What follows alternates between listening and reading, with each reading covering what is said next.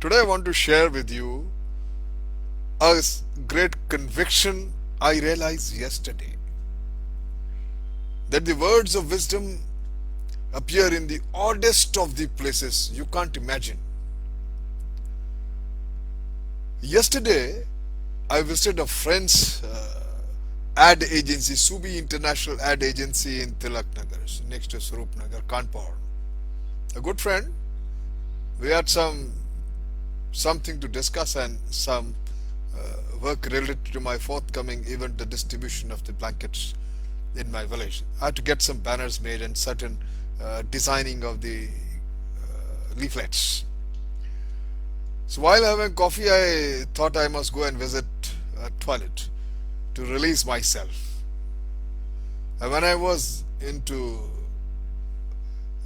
that urinal of my friend's office, I saw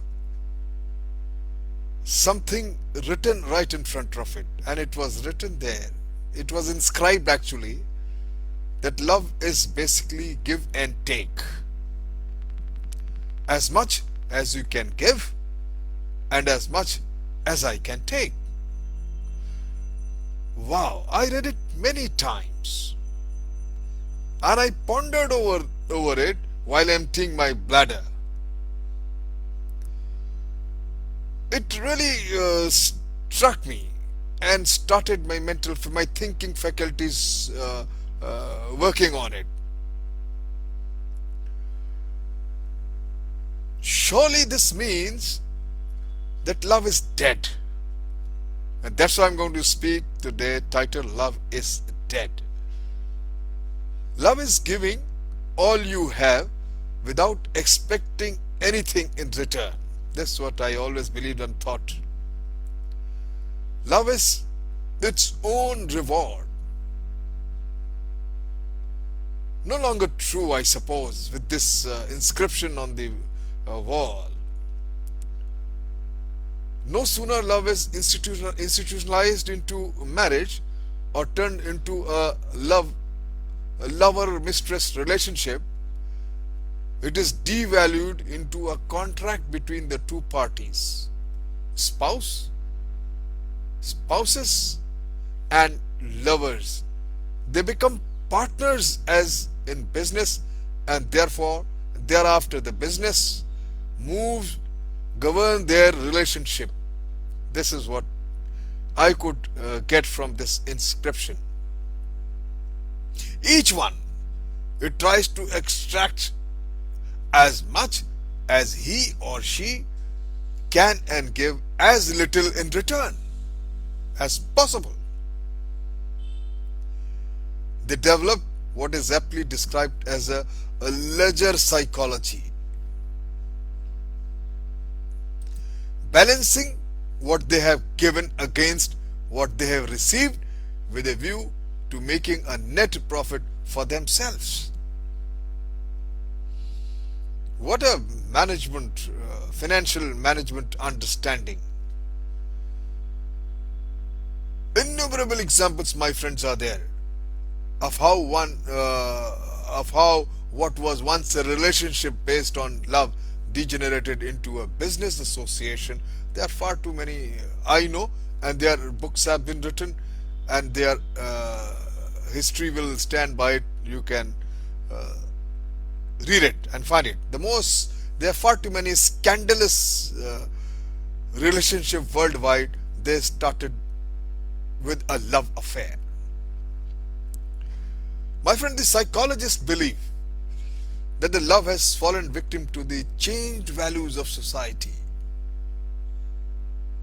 Earlier, it was based on trust,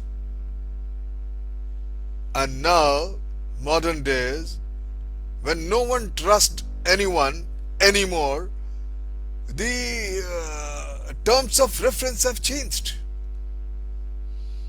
Today is a world of disposable era, where everything we need is disposable, use and throw. Distrust is so widespread that love has withered to lifelessness. Why has trust become so scarce? That is a thing which one we all must think. How to rebuild the trust among each other. Why everybody is suspicious of everyone? A society in which corruption is rampant generates a climate of pervasive deception. When you hear of the millions made by politicians and the black marketeers, you don't feel uneasy fiddling your tax returns, indulging in a little cheating with the customs and smuggling a gold or watch or something which cannot be brought so easily. There's a lot of friends of mine, they bring extra bottles of some foreign whiskey or something. And soon this sort of cheating mentality transfers itself into personal relationship. And you don't feel sad about cheating on small things here and there, just too fine. You think that little lying to your husband or wife or sweetheart is just social lying and shit acceptable and it can do no harm and will make no difference. You become more self-centered, more reluctant to deny, more reluctant to say, deny yourself anything, and develop an attitude of justify it as I owe it to myself. There is no problem, it happens. Oh, it's a small thing, it's a minor thing.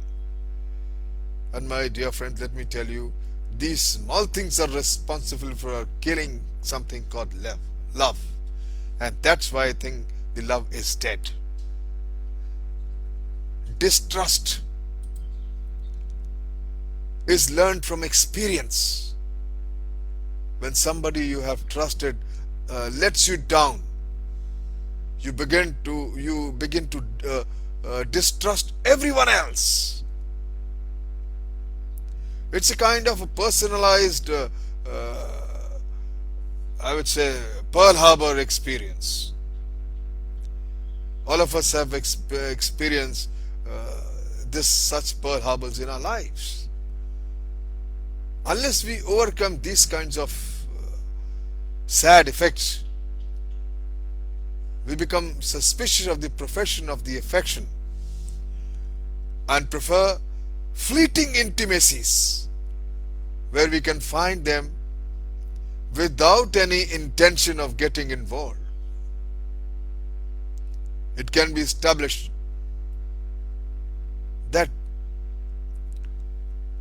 the such adulterous affections take place not because the marriage is unhappy, but because of safe opportunity to commit adultery. It becomes irresistible act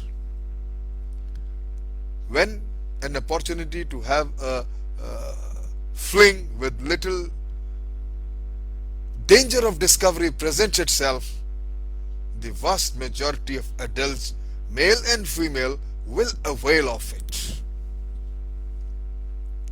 My friend, the choice before them at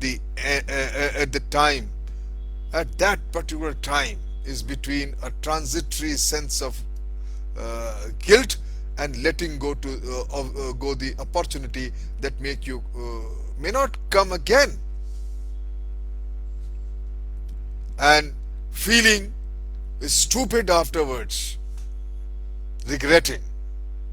My friend, let me tell you, most people prefer not to feel stupid and regret later on.